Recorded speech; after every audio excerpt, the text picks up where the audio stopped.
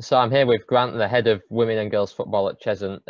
Grant, first of all, how are you doing at the moment? Obviously, it's a very different world at the moment. How are you keeping? I'm pretty good, to be honest. My wife has managed to give me a long list of tasks, so my garden's never looked better, and the house is in good order. So yeah, so far so good. But you know, my praise and thanks goes to all of those frontline workers and people that are doing a fantastic job for us all to allow us to get through this hopefully safely. And so for those supporters who don't know who you are, what's kind of your background and kind of like introduce yourself? Okay, so I've been in football across the board, youth and adult football, male and female, for about 22 seasons now, the last 12 of which I've been involved specifically in female football at both grassroots and professional club level. And that covers a whole range of roles, from coaching my son's under-6 boys team back in the day to being chairman of the Hertfordshire Girls Football Partnership League. So I've got a pretty wide experience in the football world and specifically in the female game. And how did you get involved at Cheshunt? So I actually went to watch a Ware FC match one Tuesday evening when I had nothing else to do, and met a friend there who spoke highly of Cheshunt and knew Dean very well. And he recommended me to Cheshunt, as he'd heard they were looking to put together a women's team. I then followed that up with a call to Dean. We met up a couple of times with Dean and Glenn as well, and we put together a strategy document around how I thought the female game could be developed and built at a club rather like Cheshunt, using their fantastic facilities, and the guys seem to like it, and here we are today. Yeah, so do you want to kind of tell us a bit about that strategy that you have for the women's game? Yeah, so basically the idea is to create a female pathway, and with that female pathway, the objective really is to become a flagship community football club for women and girls. Now, this doesn't detract from anything that's already in place, which is absolutely awesome, but there is an opportunity, I believe, within the area or even within the region to build a facility, a pathway rather, that really supports both elite female players and grassroots players in being part of a club that's offering more than just football. You know, we're looking at the well-being aspect, we're looking at getting engagement with the local community, we're looking at how to work with local businesses and local authorities and really expand upon what a female pathway could and should be in the modern world. So what does that female pathway look like? How does that kind of develop? So there's kind of two or three approaches. The first approach really is to create a women's first team, and that's the top of the tree, and there is a key objective there that although we're going to start at the base level of women's football, we strongly believe we can drive that club forward, and basically the sky's the limit, but we want to get to at least Tier 3, which is National League South level, within the next sort of 7 seasons, if possible. Then we're looking at 2 youth pathways. So we're looking at an elite pathway, which will be starting at U10 and then moving up U12, U14, U16, and then ultimately into the female game, the open age game. But also through starting with a Wildcats programme, which has been approved by the Hertfordshire FA. We'll also then feed into a Wildcats programme that feeds into a grassroots facility for girls who maybe don't want to play at the elite level or aren't quite ready for the elite level, but it still gives them a great base to play football and develop as individuals.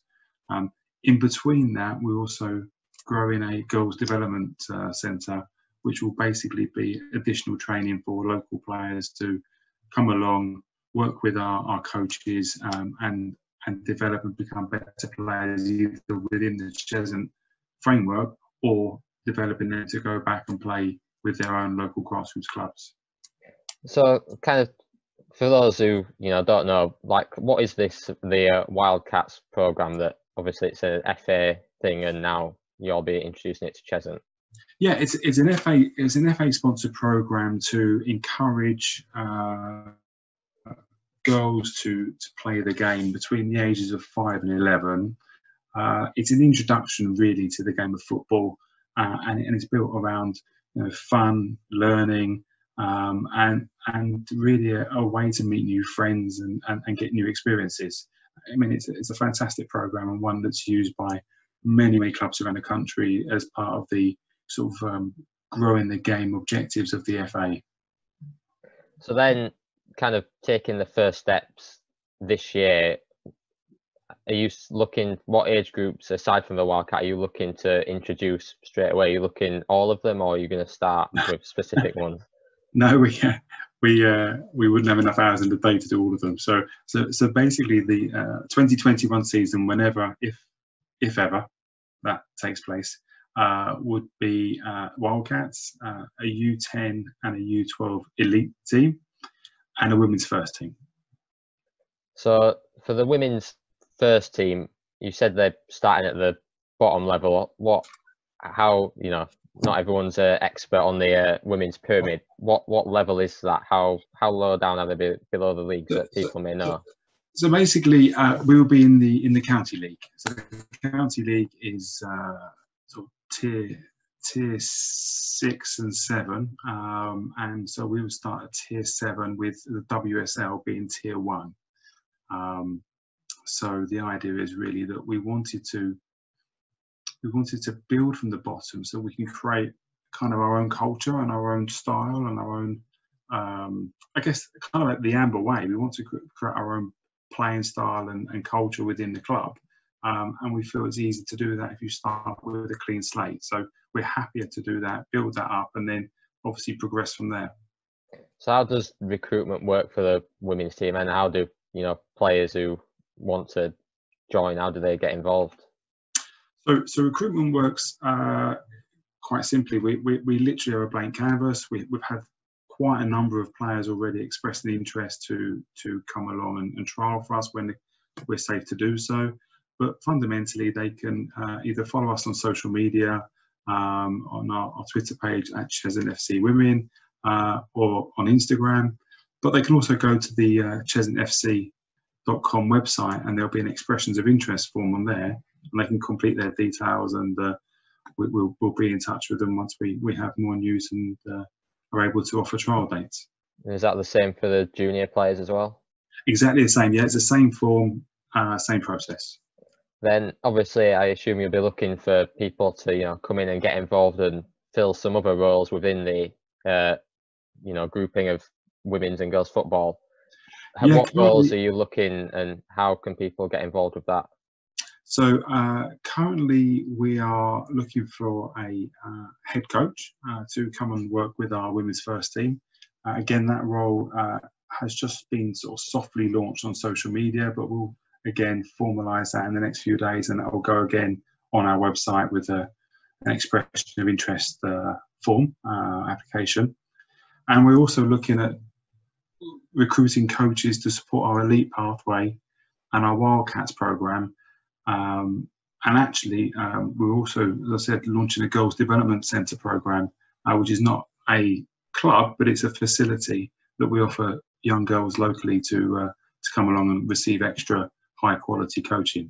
So we're looking really at a range of coaches that can help us develop that and deliver the Amber Way football syllabus that we're building at the moment.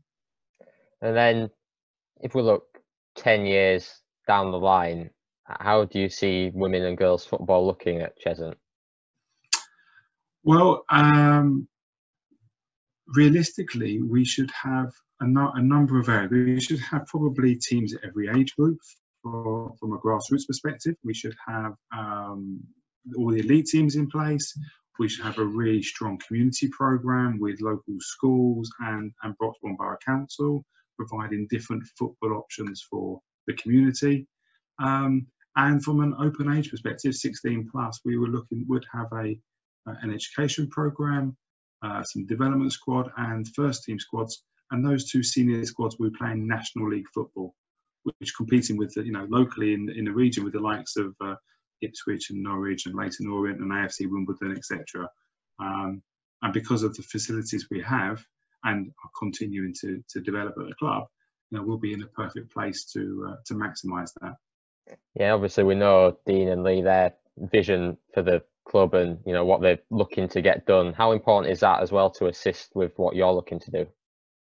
I think it goes hand in hand. I think that, of course, when you offer the type of facilities that are at the club today and evolving, that's great. I mean, it's an awesome platform, but at the same time, it's more than that. It has to be about the right culture. It has to be about the right environment. It has to be about offering the players and parents, especially of the younger girls, somewhere where they feel actually is a supportive environment for them to grow and enjoy their football. So I think having that facility is a key part of that.